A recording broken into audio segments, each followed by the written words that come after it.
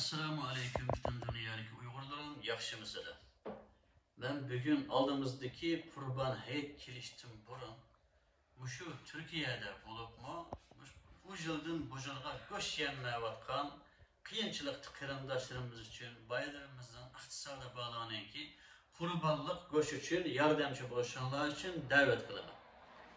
Bunun için biz her yıl bütün Türkiye'deki Uygurlara koyulanı kesip göçlerine parçalap takip etmemiz. İnşallah bu yıl şunda kılımız.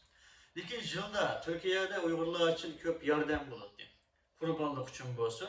Ama bu yıl Türkiye'de yer tevrikeçke hem adam şu yer tevrike yeri ki üzerine vatandaşı kaldırgan Türk vatandaşı yoldaşı arkalı Türkiye'deki Uygurlar iktisadi cihetten bu yıl fevkalade kışınlardı. Öy icaresi olsun, su toku olsun ve kaza. Benim bu yere çıkıp yana söyleyişimdeki sebep benim vasıfımda karasanlık bulundu en az mınlarca kıyımçılıkı var, aileler bana gezip, kurban etti, göç takıtaslarımı o bu diyen oldu. Ama bugün geçen bizden dernekke, kergen, yardım fakat iki koyu için Türkiye'de arkadaşlar. Bunun için inşallah şu üyenlerde kurban etti, üzerine yalnız göçtüğü vaktanlarda kırındaşlarını unutup kalmalı. Bu mesela zakkum ve ilgindeki yesilen kırındaşlarımız. Çünkü Peygamberimizin bir hadisi var. Koştusu aç yatarken tok yatkan bizden emes değil kırındaşlar. Şunun için koştuğumuzda ama etrafımızdaki Uygurlarını uyla buyayla. Suyumlu kırındaşlarımız bugün geçe meyle bana olsun, meyle başka dernek, başka cemiyet, başka teşkilatlara olsun yardım kaldılar. Allah razı olsun diye ben. Ama lakin bugün siyasi dava kılavatkan Uygurların içinde en kemberli, en iktisadi yükün men buluşum mümkün. Başka dernek başlıkları, teşkilat başlıklarından olsun, böyle bu öyleri var, maşinleri var. Bunu bir işlep tapkan maşina öyemez kırındaşlar. Bana bu şunda kıyınçılıktaki aileler için, dava için belgen pulda öyle verip, maşineli verip, yeni bir nasi ele verip, mülk kılavaran iştahı kırındaşlar. Biz halkımızdaki bir pon hakkı hıyanet kılmadı. Hatta ki üzerindeki ayarlarındaki altınların setip bu davaya işletti. Üzerinin şahsi nerselerini setip bu dava için kullandı kırındaşlar. Hatta bu işhanamdaki bayraklarımı karız et durup bu işhanını ben tuttum kırındaşlar.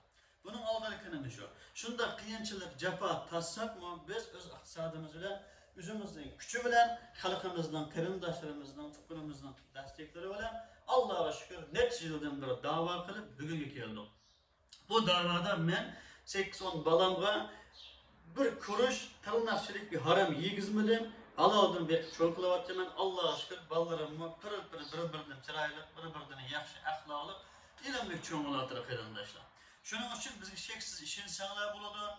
Pişne pasat var kazanasından hemimize bakar. Allah ahirette hemimizdenki kılığımını kürettirdi kırındaşlar. Ama ben başka derneklerle okşaş, neçe yıldan beri kıyga yardımlarımızı toplağa çıkarmadım. Ayol balında resim, video tartıp çıkar. Çünkü arkanda adam bir namus kaladı. İnsanınki bir namus oludu, abroy oludu. Ulanı torga çıkarıp ulanın abroyunu tükeş, ulanı sazay kılış yaşayamaz. Çünkü kullarının burada bugünkü bayla et kembiralap kılışı mümkün.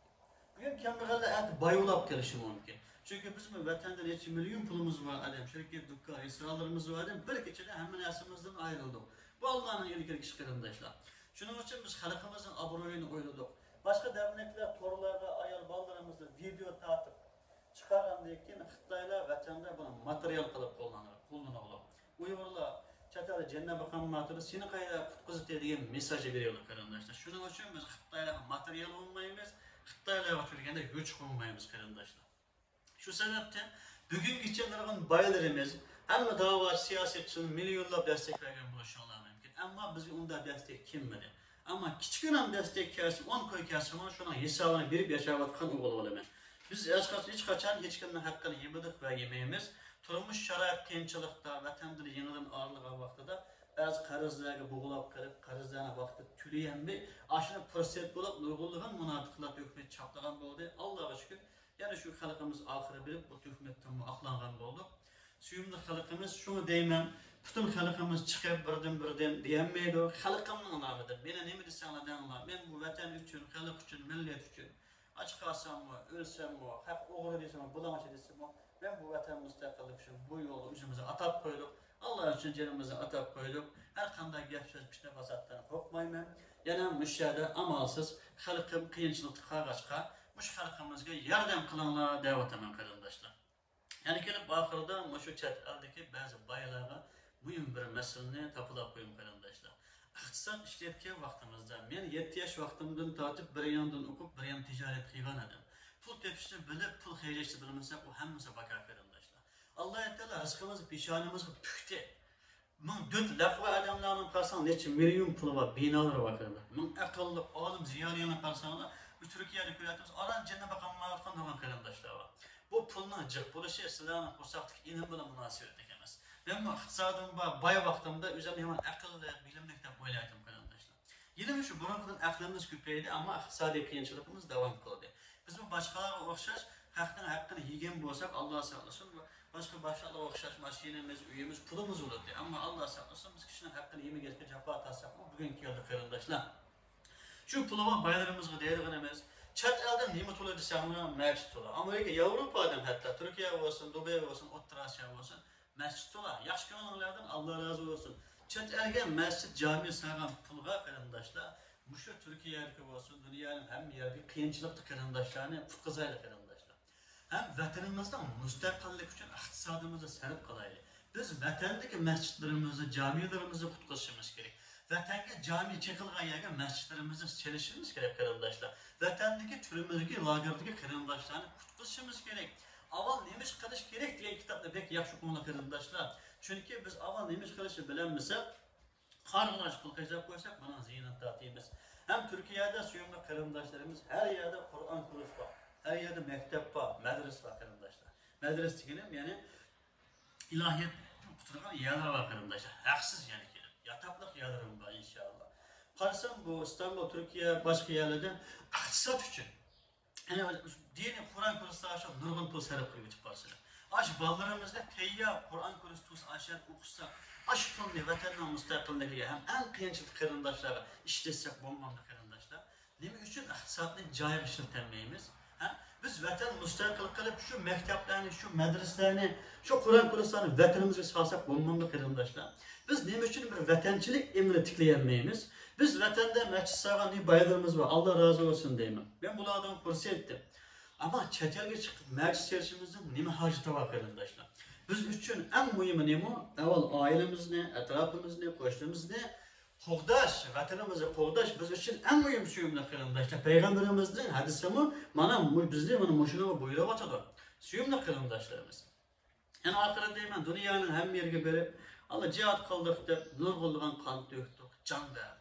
Allah emellerini yerke bağlı. Allah halasa ona şehitlikini kabul kıldı. Ama bu yerde bir mesele var suyumlu kardeşler. Dünyada kafir izleydiği aşağına varsa. Ben kafirini yok kılıp desenler. Tecavüzcü Xitay'dan çoğun bir kafirin dünyanın hiç nereden tapanmaysa. Dünyada cihat ümit kıldığın bolsanlar en şeşlik, en önemli cihat vatanımızın topraklarında, vatanımızın çığırlarında kardeşler. Kumandan boğan, baş boğanlar, nemi üçün çat elde, jirakta başka yerde halkımızı tutalaysalar yok, mücahitlerini toplayalaysalar yok, vatanımızın çığırlarını toplayamaysalar. Nemi üçün Xitaylar bilen yaxşı olgan, her sözde mücahit grupları bilen şular azab bulup, şularının astıda izlenip yaşaysılar, şularının boyluqları yaşaysılar. Bunu herkes kılmalı. Biz vatanımızdan yani Uygur mücahitleri çok vatanın müstakillik için, vatanın özgürlük için hareket kılışımız gerek.